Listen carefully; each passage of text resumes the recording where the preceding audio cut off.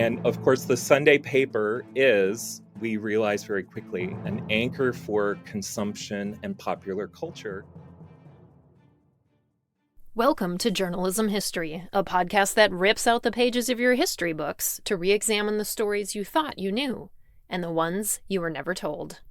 I'm Terry Finneman, and I research media coverage of women in politics.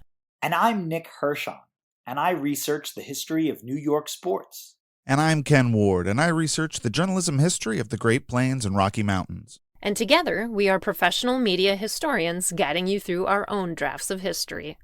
Transcripts of the show are available at journalism-history.org/podcast. This episode is sponsored by Taylor and Francis, the publisher of our academic journal, Journalism History.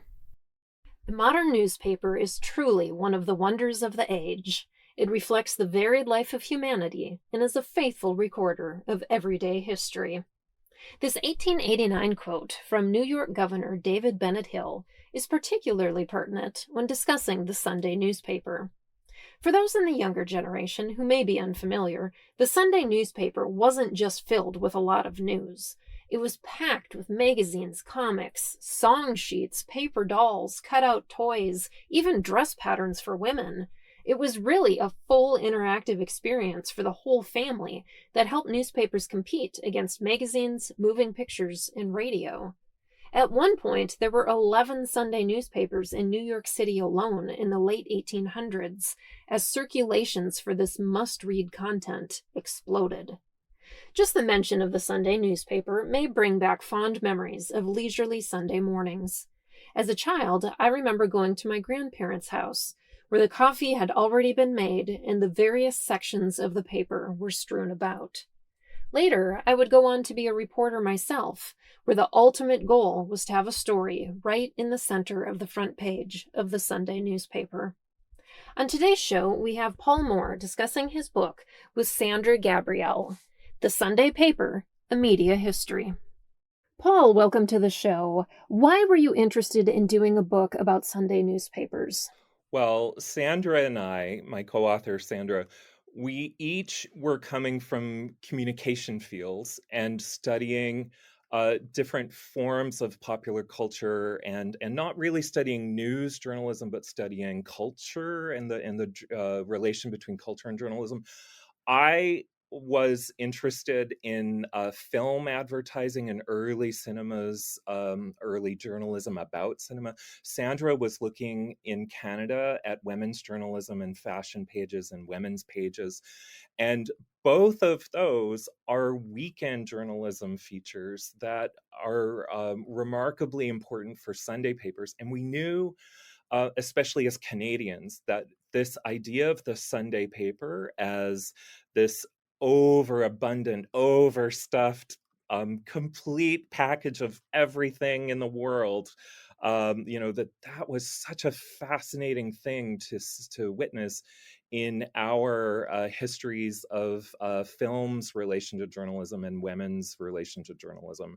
So that's where we started from, with a perspective from Canada, about this incredible American phenomenon that we don't really have here in Canada. We have Saturday papers that have comics and magazines, but it's not the same, especially in the 1890s, not the same at all as the great Sunday papers of America. And of course, the Sunday paper is, we realize very quickly, an anchor for consumption and popular culture. And in a way, we were interested in everything but the news. And it's on Sunday where everything but the news takes center stage. That's interesting that you mentioned Saturday in Canada. So let's talk about that. When and why did the Sunday newspaper start in America? And why was Sunday in particular chosen as the day for these special newspapers here? Well, in the UK, some people might know, Sunday papers often have their own mastheads, and that goes way back to the early 1800s. In the US, it's a little different because Sunday papers are just a seventh day edition and a seventh paper of the week.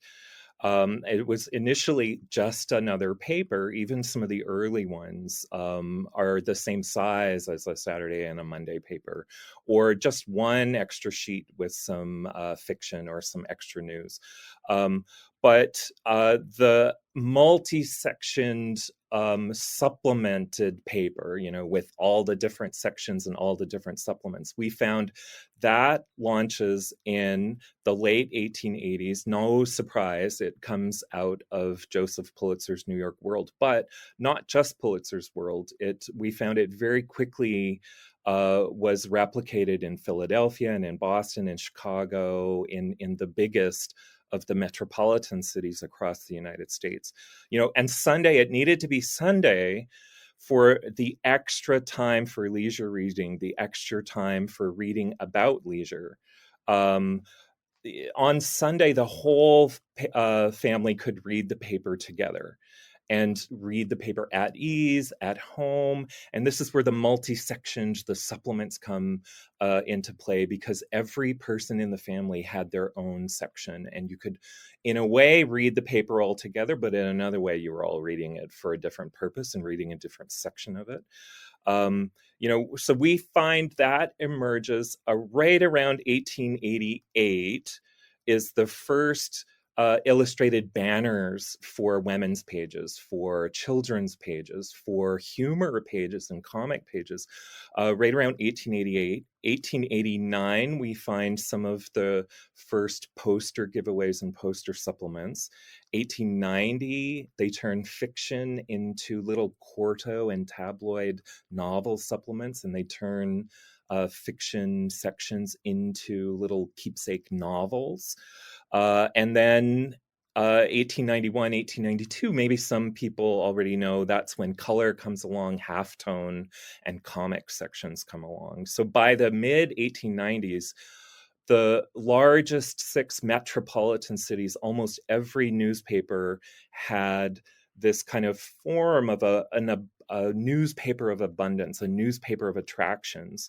And we found, really, it takes syndication in the early 20th century, at the turn of the century. It takes syndication for that to spread through preprint supplements to even some of the next tier of cities. So that's kind of, we're interested in the form and the format even more than the content. And what we did is primarily trace the emergence of the new forms of supplements as they were introduced to various papers across the country. So, Sunday wasn't a popular choice for some people. Talk about some of the early criticisms of the Sunday newspapers. Well, there is, in the Reform era, which is in the 1890s, when the Sunday paper is coming into its golden age. There is a great Sabbatarian movement that really fought the secularization of Sunday, and Sunday papers were central to the Sabbatarian critique of the secular society. We found as well, around the turn of the century, a critique of the malaise of American society focuses on Sunday papers being introduced during the Civil War, and they look back to the malaise of the wound of the Civil War as kind of introducing a tolerance and a need and a new habit of Sunday paper reading. And we find that wasn't exactly true historically, but the myth of it emerges at that time. Elites were against the Sunday paper in a snobbish kind of way for its appeal to women and women's consumption and shopping and consumer items like department store ads and fashion supplements. And elites were also against the way that comic supplements appeal to children, and that, but really the Sunday paper includes women and children as equal readers alongside businessmen and political readers. Not exactly for the first time, but really they had their own sections, they had their own pages. So this probably ties into what you were just talking about, but your opening line of the book notes, "The Sunday paper was the stage on which the drama of American modernity unfolded." Talk about what you mean by that. Well, again, we've tried to write a media history of the Sunday paper, not so much a journalism history. So we kind of propose that the Sunday paper, with all those supplements, is a platform or a network for all that was happening in the rest of American society, or at least, secular, middle class, domestic American society. Um, the Sunday paper, because of its illustrations and its early use of photography and early use of halftone, it allowed a speculative imagining of the future of American society. Whenever an inventor like Marconi or Edison had even a speculation of what they wanted to invent next, the newspapers really leapt in and did whole full page illustrated, almost science fiction news coverage of what was coming next, what was going to be. Um, but also, the Sunday paper was the stage of modernity because those illustrated articles, especially the ones appealing to women, they put modern problems center stage too, with the stunt girl journalists of Nellie Bly in Pulitzer's World and Annie Laurie in Hearst's San Francisco Examiner. And those stunt girl reporters, they went undercover and their stories were illustrated on Sundays to talk about the modern problems of poverty, the modern problems of addiction and of prostitution, and even of more lighthearted kinds of things. But, those became center stage. And the accusation of yellow journalism results largely from that muckraking and that appeal to that use of stunt and gimmick and illustration and then color in order to kind of animate all of society.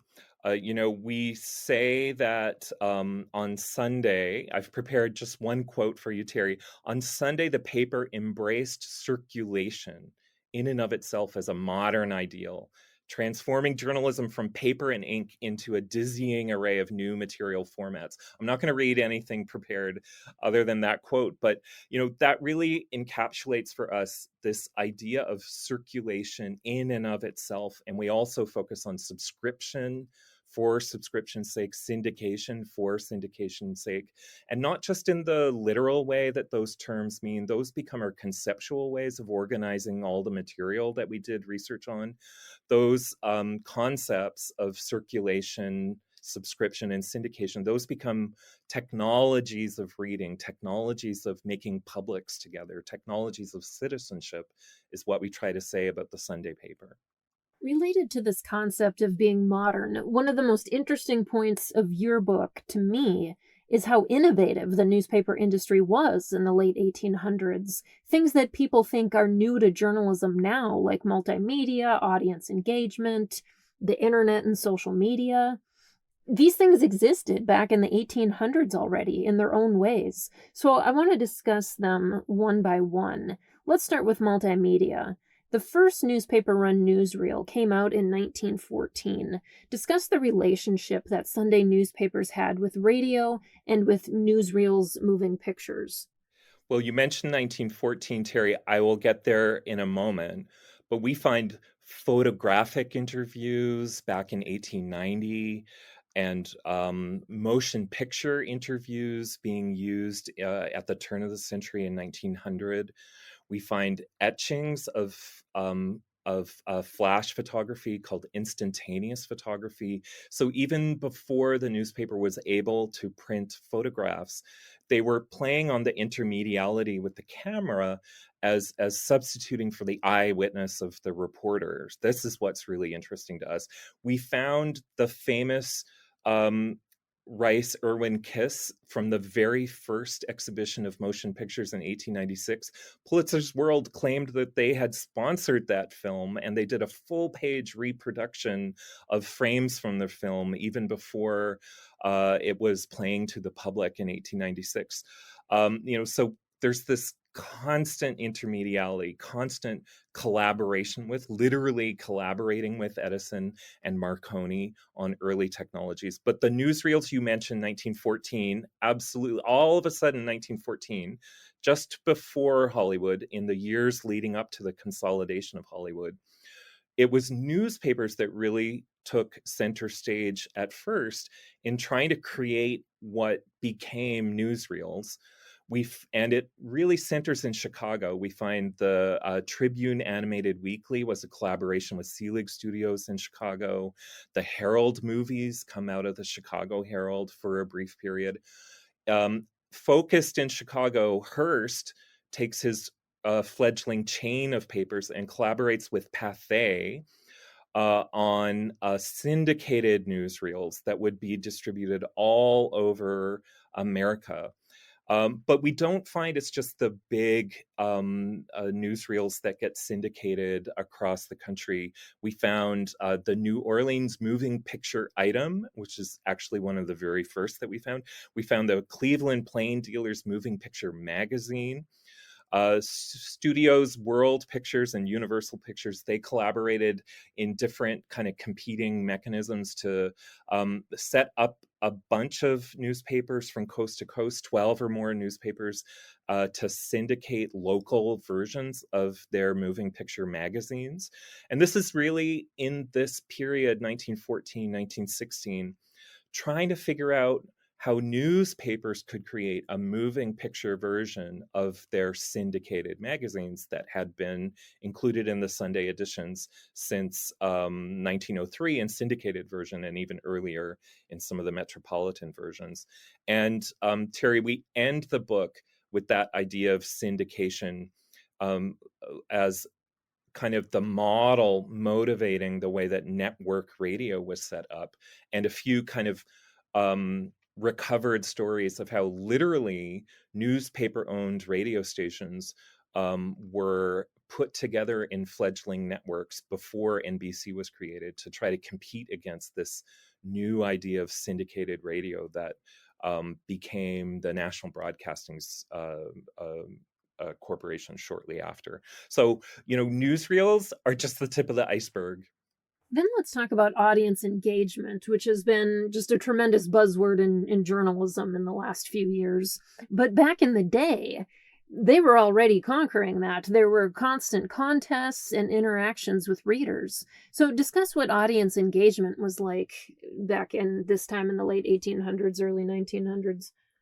Well, when we started looking at the early years of Joseph Pulitzer's New York World, we saw that the new journalism, this is, well-trod territory, but nonetheless, that the new journalism in the 1880s used coupons and contests as part of its fundraising campaigns and as part of its, charitable advocacy for reform and journalism at the center of social change. And that, most importantly, for example, Pulitzer used the paper to finish the fundraising campaign for the pedestal for the Statue of Liberty, offering people to, even no matter how small your contribution would be, you would have your name printed in the paper, and hundreds of school children who sent in just pennies had their name printed in the paper. That was centered around the idea of subscribing to the campaign that the newspaper was doing. And it often involved illustrated articles on Sunday and coupons and contests on Sunday. Nellie Bly, when she had her trip around the world, there was a contest to guess exactly when she would arrive back in New York. There were circulation guessing contests to guess exactly how many New York Worlds would be sold in the year, how many millions and millions would be sold. There were census contests, there were election contests, there was guess the earliest person to guess. Every member of McKinley's cabinet would win a prize in 1893. There were contests of how to write stories out of advertising. There were contests to write stories out of just clippings from the classified ads. There were two fascinating competing contests in San Francisco to guess how many words would be printed in a future issue of a 28-page Chronicle, and then upping the ante in a 32-page Hearst San Francisco Examiner.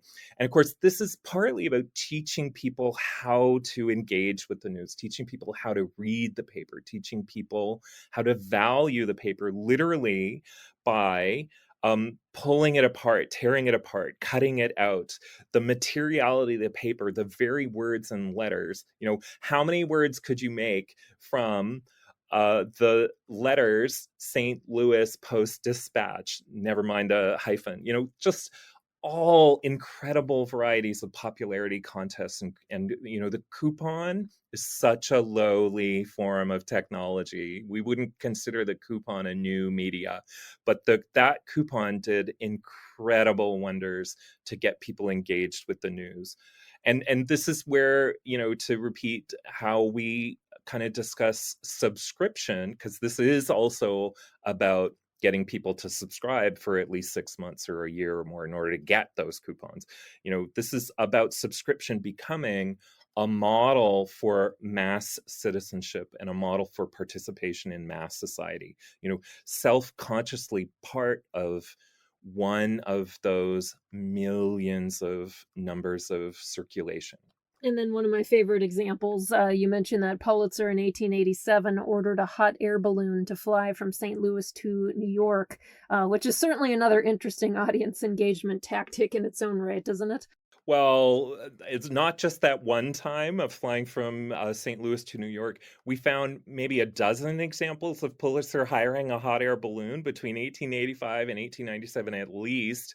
We found all these times of putting the reporter, the eyewitness of the reporter, up in a hot air balloon to give them the God's eye view, to make them literally omnipotent. That specific gimmick that you're interested in from 1887 of the trip from St. Louis to New York, that's also about the emerging network of affiliated chains of newspapers providing national coverage. The people on the ground became the reporters, and the Pulitzer papers started printing telegrams from the public about where was the balloon and where could we see it and what was it wasn't just the reporters that were authoring the news about that balloon trip. The eyewitnesses were the people down on the ground themselves, and it wasn't just skyborne billboards, although they were also skyborne billboards.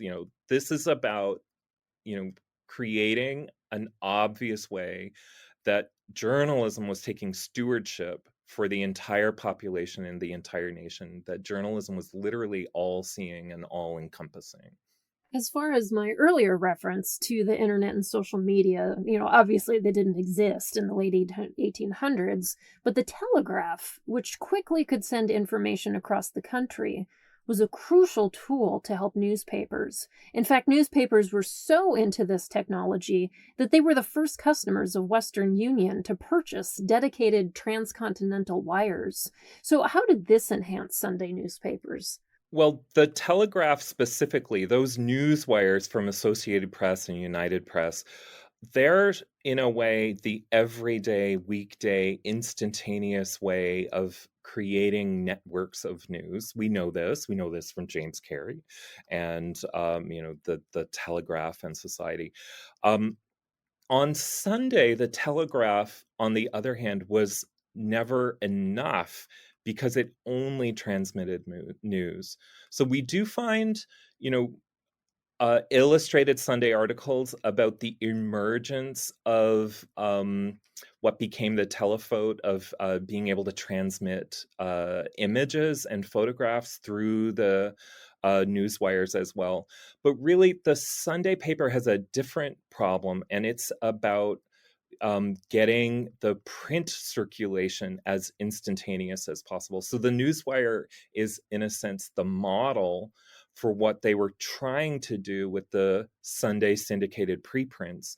And entire networks of coordinated national delivery were created in order to handle instantaneous, well, not instantaneous, but simultaneous national delivery of all those Sunday pre-printed supplements.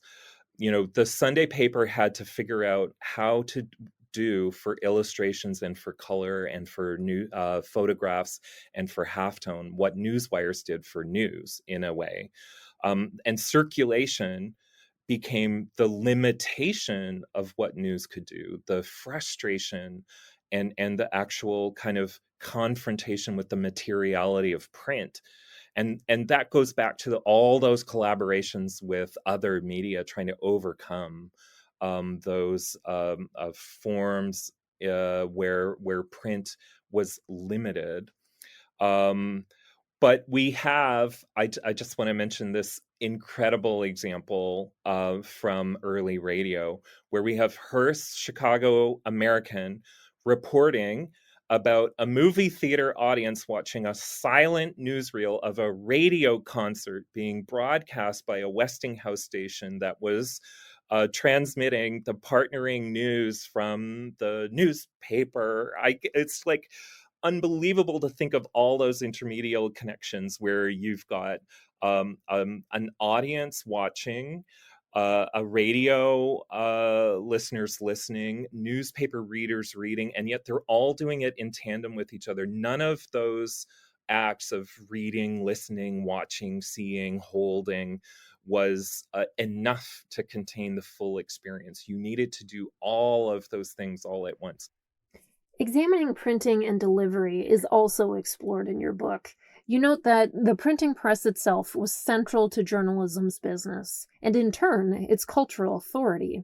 I know when I was in the newsroom, we'd often have tours come by to see the printing press, and it's really been difficult for me to hear about printing presses being dismantled at newspapers I've worked at before. Let's talk about them in their exciting early days and how the industry used these printing presses as a public relations tool. Well, I want all the listeners to imagine that cliched moment from the movies where we get the printing press in action, and it's just a flurry of newspapers shooting by. You can't see any of the words. It's just newspapers going by faster than the eye can actually see. So the press, down in the basement below the foundations, the printing press at the Boston Globe was literally under downtown's Washington Street. All the hubbub of Boston going on right above the printing press. That printing press and its capacity to create millions of readers through superhuman, super fast technology is really about the sublime imagination and the wonder of again, the secular, but nonetheless the secular wonders of a moment when society was almost going to escape its bounds through progress, and we can critique that now, but it was fascinating to see how important it was to give the public a view of the press. The New York Herald in its new building put plate glass windows around Herald Square so that people could stand on the sidewalk in Herald Square and see the presses working down below. Again, the Boston Globe gave tours of its printing presses routinely. And of course, never to be outdone, Pulitzer's New York World in the new Pulitzer building in 1890 built a viewing gallery, literally built a balcony over the mastodon of the presses of the press room floor. And the public was welcome to come see the presses. I'm not sure how often many tourists went, but it was like a real tourist event of the time to go see the presses at on Park Row. And the Globe, we found, made toy replicas of its press as a Sunday supplement. And the Herald, the New York Herald, again made a toy replica of its own building as one of its early Sunday poster supplements. You know, Pulitzer famously said his circulation books were open to all.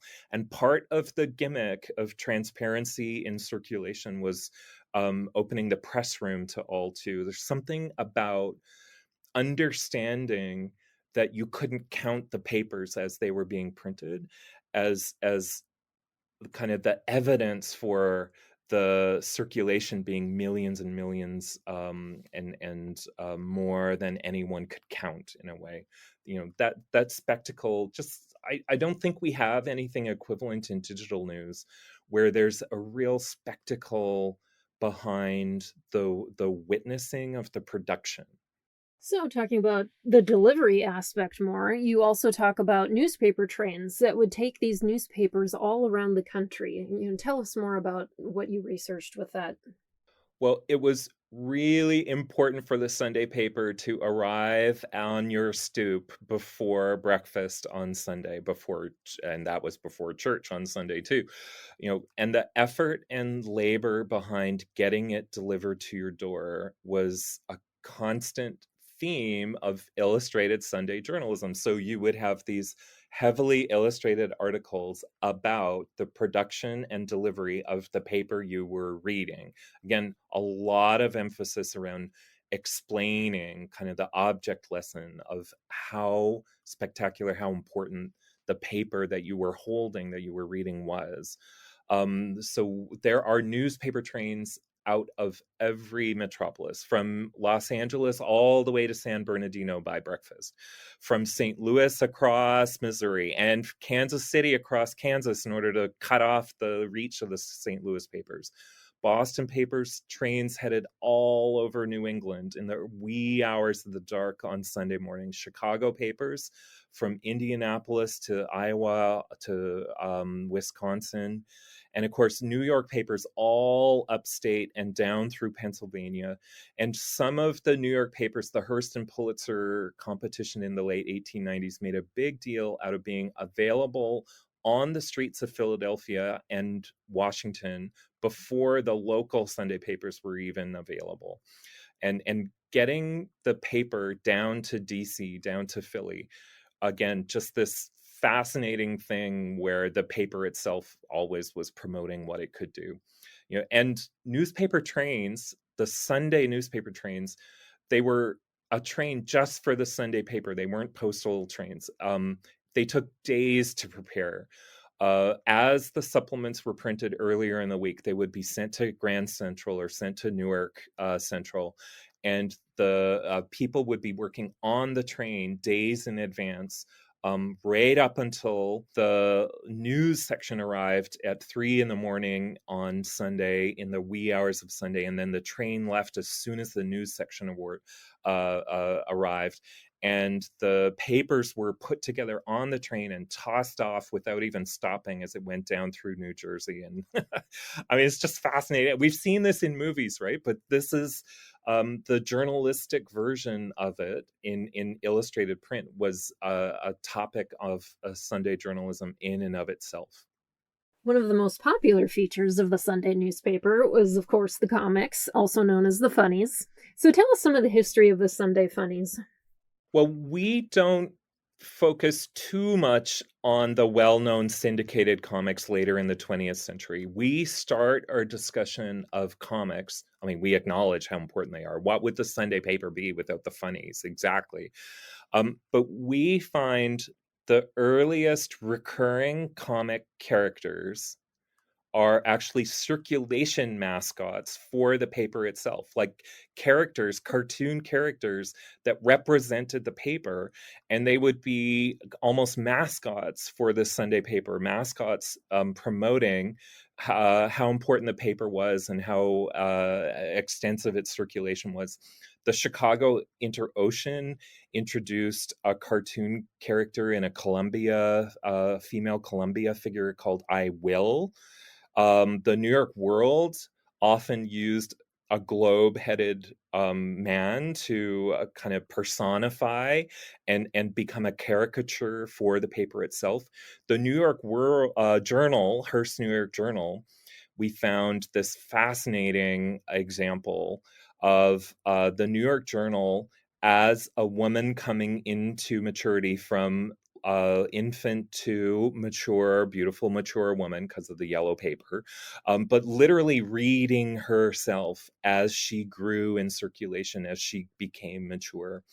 But the most fascinating example of these comic characters is the Boston Globe man, who was around for decades as a mascot in almost every Sunday Boston Globe. They would put the Boston Globe man in these bicycle racing competition against the Herald and the Post and the other Boston papers. And again, they made a cartoon comic version of him. He hosted election night, hypothetically. You could have a cutout paper doll toy of the Boston Globe man. Just incredible. And when the color sections are created, we find this idea of the recurring mascot gradually becomes child-friendly mascots. Before they even become characters in comics, they're really more recurring mascots and promotional items. But the brownies and the ragtags and the bumpkins, and of course the yellow kid. And then we know, on the other hand, syndication that begins in 1900 with Hearst's Katzenjammer Kids is really the first comic to be syndicated outside of the newspaper that owned the copyright. Syndication turns this fascination with comics and really drives the adoption of syndicated supplements in even tiny papers by 1910 and before.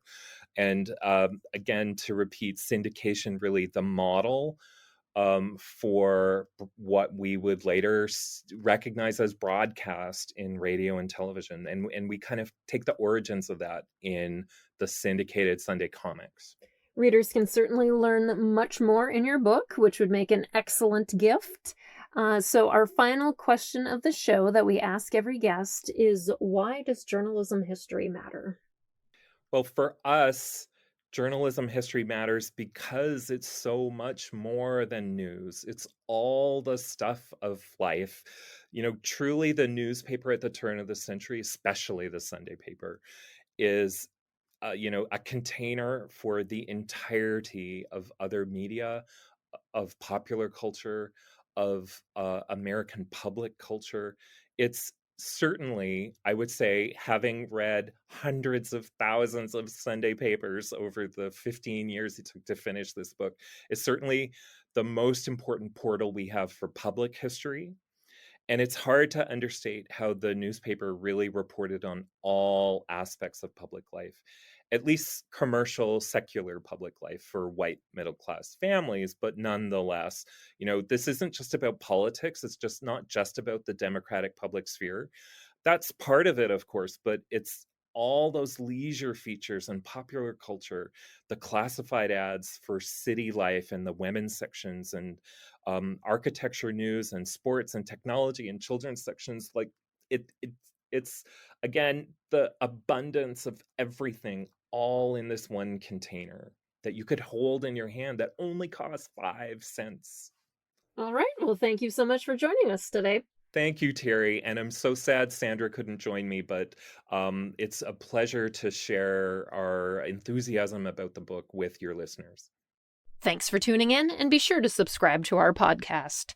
You can also follow us on Twitter at JHistoryJournal. Until next time, I'm your host, Terry Finneman, signing off with the words of Edward R. Murrow. Good night, and good luck.